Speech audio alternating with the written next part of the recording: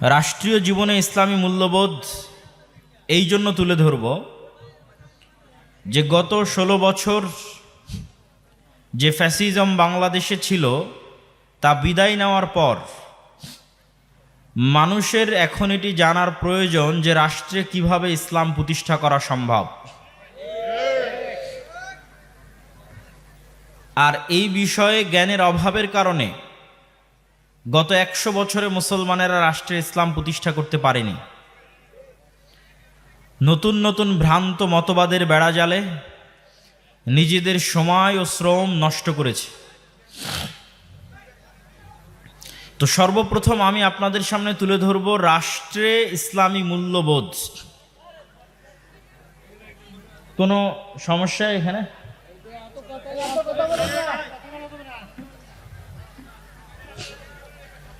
রাষ্ট্রে ইসলামী মূল্যবোধের ১ নম্বর পয়েন্ট হচ্ছে ন্যায়পরায়ণতা। ন্যায়পরায়ণতা কি জিনিস তা আমরা জানি না, তা আমরা বুঝি না, মানার চেষ্টা করি না। রাষ্ট্রে ইসলাম মানে আমাদেরকে বোঝানো হয়েছে তোমার চুরি করলে তোমার হাত কেটে নেওয়া হবে, তুমি যদি জেনা করো তাহলে রজম করা হবে। রাষ্ট্রে ইসলাম মানে মানুষ বুঝেছে বাধ্যতামূলক সালাত আদায় করানো হবে, বাধ্যতামূলক পর্দা করানো হবে। ফলত মানুষ যেহেতু ঠিকমতো সালাত পড়তে চায় না, ঠিকমতো পর্দা করতে চায় না, এই জন্য মানুষ এটাও চায় না যে রাষ্ট্রে ইসলাম ক্ষমতায় আসুক। কিন্তু রাষ্ট্রে ইসলামের সবচেয়ে গুরুত্বপূর্ণ যে দিক, এটা যদি মানুষ জানতো, বাংলাদেশের মানুষ, পৃথিবীর মানুষ যদি জানতো যে রাষ্ট্রে ইসলাম মানে কি, তাহলে তারা এখনই জোরপূর্বক রাষ্ট্রীয় ক্ষমতা ইসলামকে বসানোর জন্য সর্বোচ্চ চেষ্টা করত। সেই রাষ্ট্রের ১ নম্বর পয়েন্টটি হচ্ছে ন্যায়পরায়ণতা, ন্যায় বিচার। ন্যায়পরায়ণতা, ন্যায় বিচার মানে আহলে হাদিসের প্রতি ন্যায় বিচার, হানাফির প্রতি ন্যায় বিচার। ন্যায়পরায়ণতা, ন্যায় বিচার মানে মুসলিমের প্রতি ন্যায়পরায়ণতা, ন্যায় বিচার, হিন্দুর প্রতি ন্যায়পরায়ণতা, ন্যায় বিচার। ন্যায়পরায়ণতা, ন্যায় বিচার মানে গরিবের প্রতি ন্যায়পরায়ণতা, ন্যায় বিচার, ধনীর প্রতি ন্যায়পরায়ণতা, ন্যায় বিচার। ন্যায়পরায়ণতা, ন্যায় বিচার মানে নারীর প্রতি ন্যায় বিচার, পুরুষের প্রতি ন্যায় বিচার।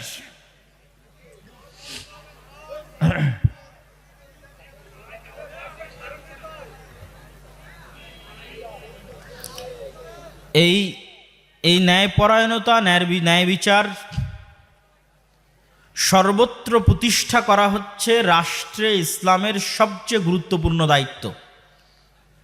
শুধু মানুষ নয়, পশুদের প্রতি ন্যায় বিচার প্রতিষ্ঠা করা রাষ্ট্রে ইসলামের সবচেয়ে গুরুত্বপূর্ণ দায়িত্ব। কিন্তু এই বিষয়টা আমরা জানি না।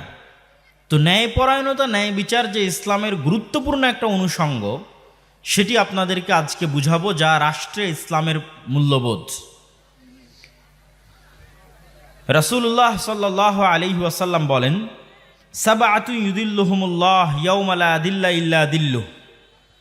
৭ শ্রেণীর মানুষকে আল্লাহ সুবহানাহু ওয়া তাআলা কিয়ামতের মাঠে তার আরশের বিশেষ ছায়ায় ছায়া দিবেন। যার প্রথম শ্রেণী হচ্ছে ইমামুন আদিল, ন্যায় বিচারক, দায়িত্বশীল। ১ নম্বরে আরও যে কোনো ব্যক্তিকে স্থান দেওয়া সম্ভব ছিল, তাহাজ্জুদ গুজার, নফল সিয়াম পালনকারী, যে কোনো অসংখ্য পয়েন্ট ছিল যাদেরকে স্থান দেওয়া সম্ভব ছিল। আল্লাহ এবং আল্লাহর রাসূল সর্বপ্রথম স্থান দিলেন যে দায়িত্ব পালনে ন্যায়পরায়ণ।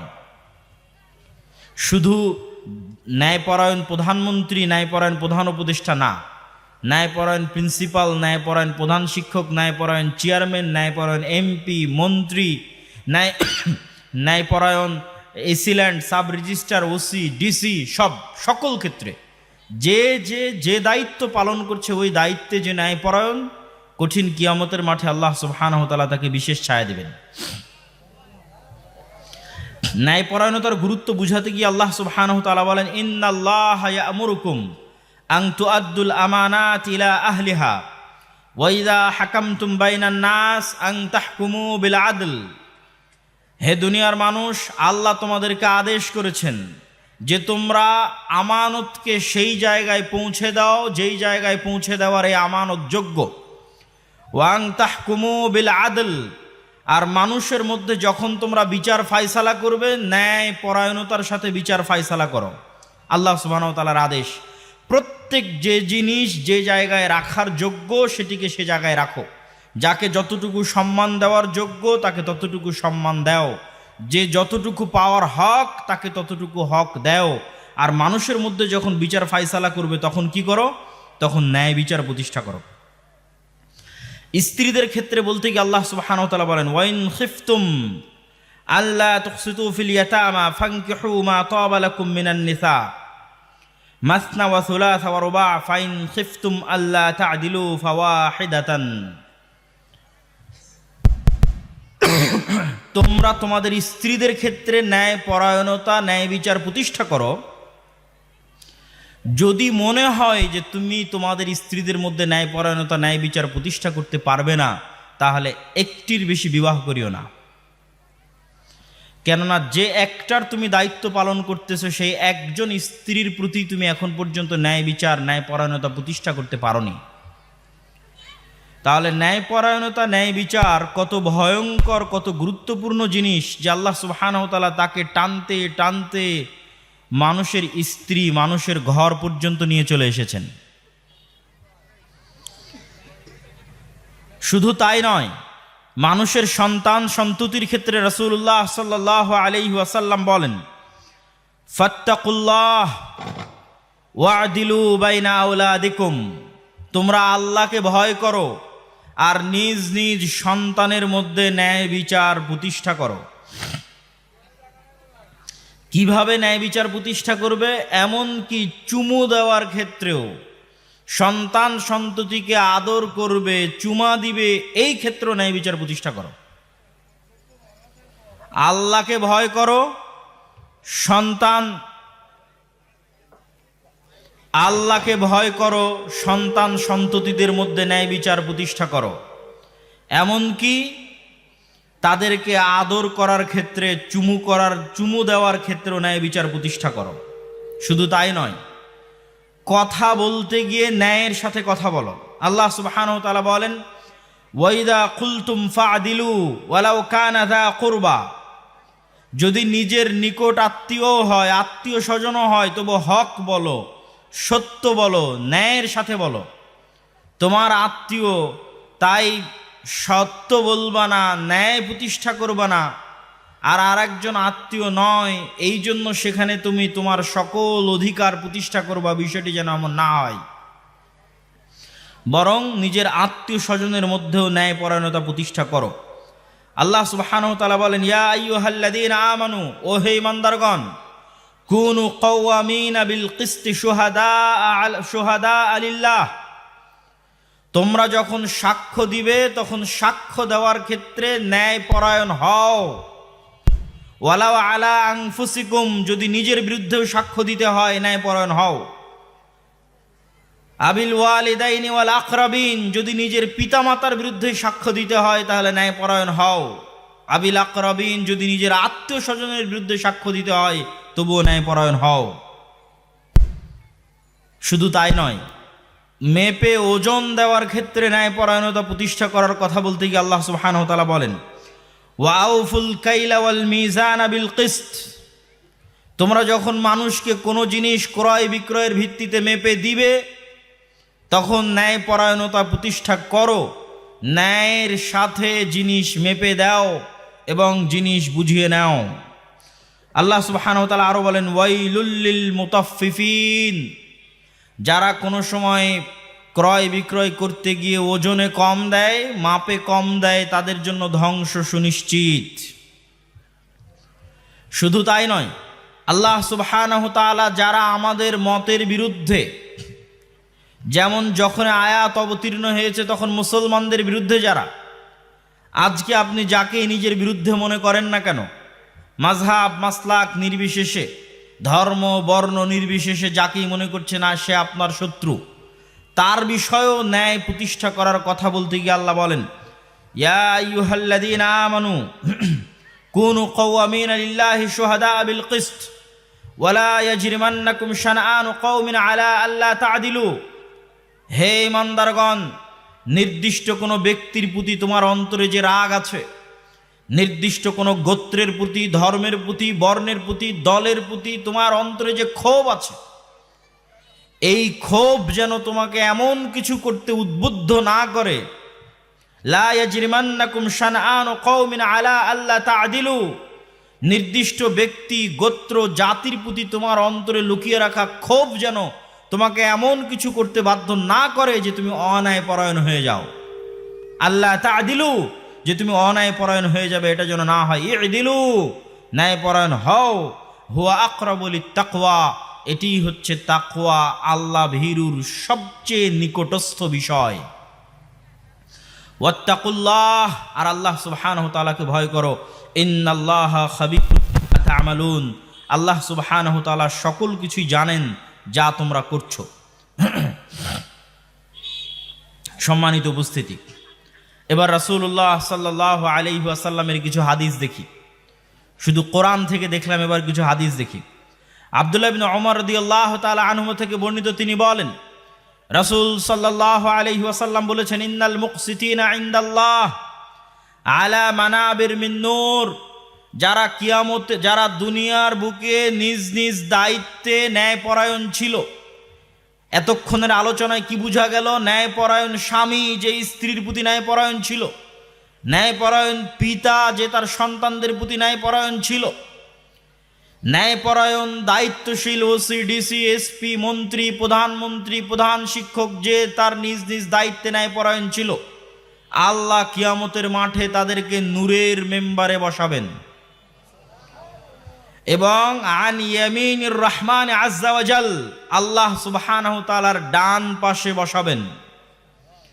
কারা? আল্লাযীনা ইয়াদিলুনা ফি হুকমিহিম ওয়া আহলিহিম, যারা নিজ নিজ দায়িত্বে, নিজ নিজ কথায়, নিজ নিজ পরিবারে, নিজ নিজ আত্মীয় স্বজনে ন্যায়পরায়ণ ছিল।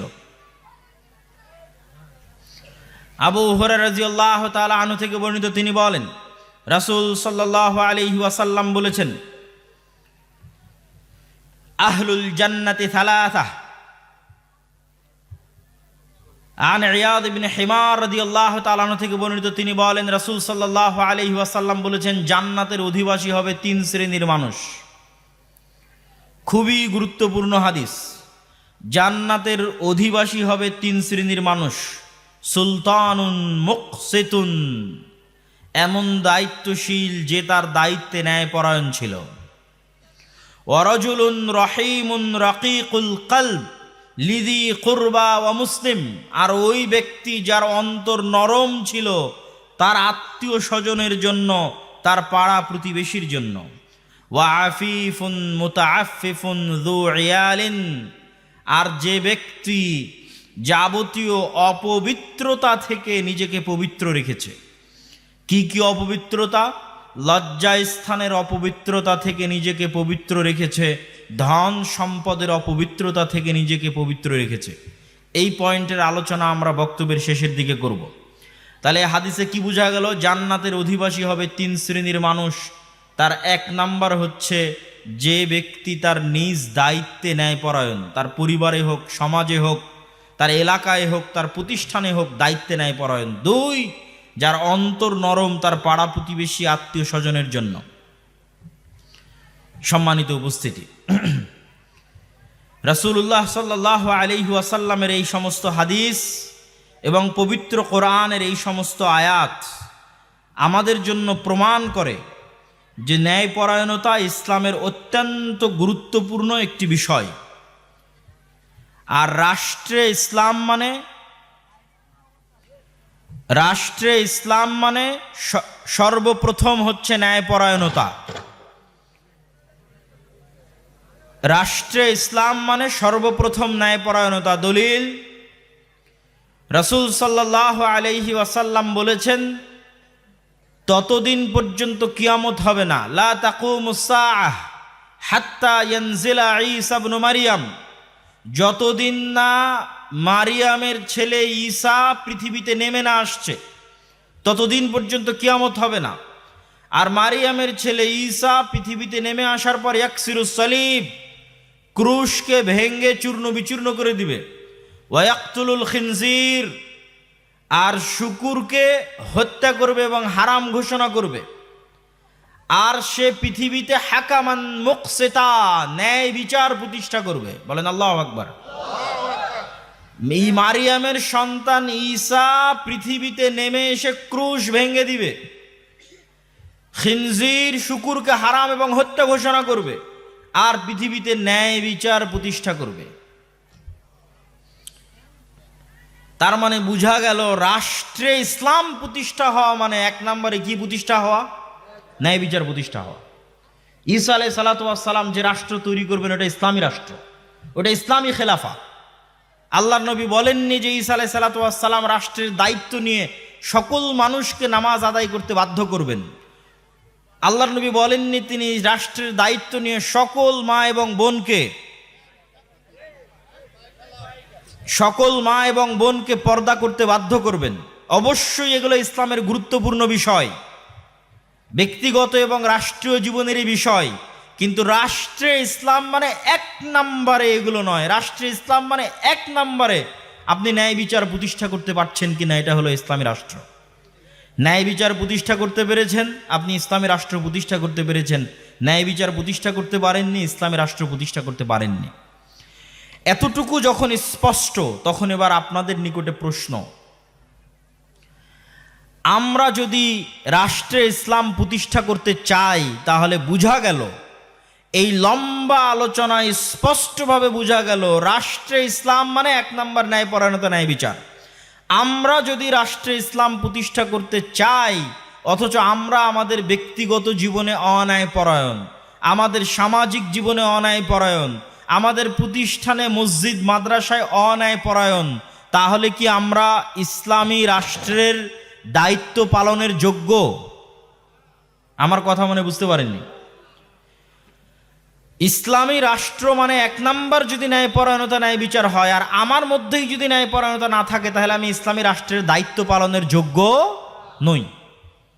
ঈসা আলাইহিস সালাম ন্যায়পরায়ণতা কেমনে প্রতিষ্ঠা করবেন যদি ঈসা আলাইহিস সালামের মধ্যে ন্যায়পরায়ণতা না থাকে? কেমনে প্রতিষ্ঠা করবেন? ঈসা আলাইহিস সালামের মধ্যে ন্যায় বিচার, ন্যায়পরায়ণতা থাকতে হবে, তবেই তিনি প্রতিষ্ঠা করতে পারবে রাষ্ট্রে। তো আমরা যদি মুসলমানেরা চাই, বাংলাদেশের মুসলমানেরা, যে রাষ্ট্রে ইসলাম দরকার, অথচ আমি আমার বোনকে আমার বাপের সম্পত্তিতে ভাগ দেইনি, তাহলে আমি বলছি রাষ্ট্রে ইসলাম প্রতিষ্ঠা করব, কিন্তু আমি প্রশ্ন ফাঁস করে সেই টাকা আল্লাহর রাস্তায় দান করে দিচ্ছি।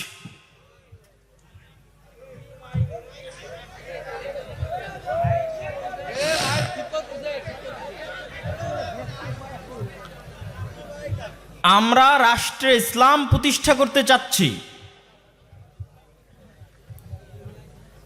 কিন্তু আমার নিজের মধ্যে ন্যায়পরায়ণতা প্রতিষ্ঠা করতে পারিনি। তাহলে যে মুসলিম নিজের মধ্যে ন্যায়পরায়ণতা প্রতিষ্ঠা করতে পারেনি, সেই মুসলিম হচ্ছে মুনাফিক মুসলিম। এত বড় কথা বললাম, দলিল তো দিতে হবে। মুনাফিক মুসলিম দলিল, সালাসুন মান কুন্না ফিহ, তিনটা বৈশিষ্ট্য যার মধ্যে পাওয়া যাবে সে মুনাফিকান খালেসা, খাঁটি নির্ভেজাল মুনাফিক। আমি বলিনি, আল্লাহর নবী মুহাম্মদ সাল্লাল্লাহু আলাইহি সাল্লাম বলেছেন, কে ইদা হাদ্দাসা কাযাবা, যখন কথা বলে মিথ্যা বলে, ওয়াইদা ওয়াদা আখলাফা, ওয়াদা করে ভঙ্গ করে, ওয়াইদা তুমিনা খানা, তাকে যে দায়িত্ব দেওয়া হয়েছে, আমানত দেওয়া হয়েছে, আমানতের খেয়ানত করে। এবার মুসলমানদের সাথে মিলিয়ে নেন, আমাদের জীবনের সাথে মিলিয়ে নেন, যে আমাদের মতো এরকম লক্ষ কোটি হাজি, নামাজি, ওমরাকারী, দানবীর মুসলমান, কিন্তু মুনাফিক। কে মুনাফিক? যে তার বোনকে তার পিতার সম্পত্তিতে ন্যায়ের সাথে ভাগ দেয়নি, শুধু ভাগ দেয়নি না, ন্যায়ের সাথে দেয়নি, সে মুনাফিক। ন্যায়ের সাথে দেয়নি মানে যে জমি, ধানি জমি, সেটা নিজে নিয়েছে, যেটা ডোভা আবাদ হয় না সেটা বোনকে দিয়েছে, সে কি? মুনাফিক। তাকে আল্লাহ কোনোদিন রাষ্ট্রের দায়িত্ব দিবে? তাকে আল্লাহ কোনোদিন রাষ্ট্রের দায়িত্ব দিবে না। এই ধরনের মুসলমান আজীবন গোলাম থাকবে, কিয়ামত পর্যন্ত গোলাম থাকবে। কেন? রাষ্ট্রের দায়িত্ব নেওয়ার যোগ্যই তো হতে পারেনি, কেমনে যোগ্য হবে? তাহলে কে মুনাফিক? যে সকাল সন্ধ্যায় তার রুজির জন্য মিথ্যা বলছে। বাংলাদেশের এমন কোন সেক্টর নাই যেই সেক্টরে আমাদের মুসলমানেরা মিথ্যা বলতেছে না। বাংলাদেশের সেক্টর বাদ দিলাম, আপনি বিদেশে ইউরোপে যান, আমেরিকায় যান, আমেরিকা এবং ইউরোপে মুসলমান দেধারসে মিথ্যা বলতেছে সরকারের কাছে। আমেরিকা এবং ইউরোপের সরকারের কাছে মিথ্যা বলতেছে সামান্য 2টা টাকার অতিরিক্ত উপকার নেওয়ার জন্য। আমরা মিথ্যুক জাতিতে পরিণত হয়েছি। আমাদের প্রতিটা ইনকামের সাথে মিথ্যা আছে, আমাদের প্রতিটা কাজের সাথে মিথ্যা আছে, আমাদের দায়িত্বের সাথে অন্যায় পরায়ণতা আছে, খেয়ানত আছে। তাহলে আমরা সালাত আদায় কেন করছি, সিয়াম পালন কেন করছি, হজ ওমরা কেন করছি? আমরা যে মুনাফিক, এই মুনাফিকিটা ঢাকার জন্য নামাজ পড়তেছি, এই মুনাফিকিটা ঢাকার জন্য হজ করতে গেছি, ওমরা করতে গেছি, এই মুনাফিকিটা ঢাকার জন্য মুখে দাড়ি রেখেছি, মাথায় টুপি দিয়েছি, যাতে মানুষ মনে করে আমি অনেক ভালো, কিন্তু বাস্তবে আমি আমার দায়িত্বে অন্যায় পরায়ণ। বাস্তবে আমি এক মিথ্যার উপর ভিত্তি করে আমার ইনকাম পরিচালিত হয়। বেশিরভাগ মুসলমানের একই অবস্থা। সম্মানিত উপস্থিতি, সম্মানিত উপস্থিতি,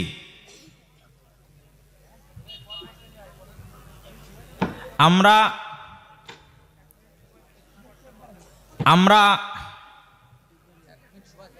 হ্যাঁ 1 মিনিট, আচ্ছা করুক, কাজ করুক। আচ্ছা 1 মিনিট সময় চেয়েছে, 1 মিনিট থামেন, 1 মিনিট সময় দেন, 1 মিনিট সময় দেন। আমরা যে বিষয়ে আলোচনা করছিলাম যে রাষ্ট্রে ইসলাম এবং ইসলামী রাষ্ট্রের মূল্যবোধ কি,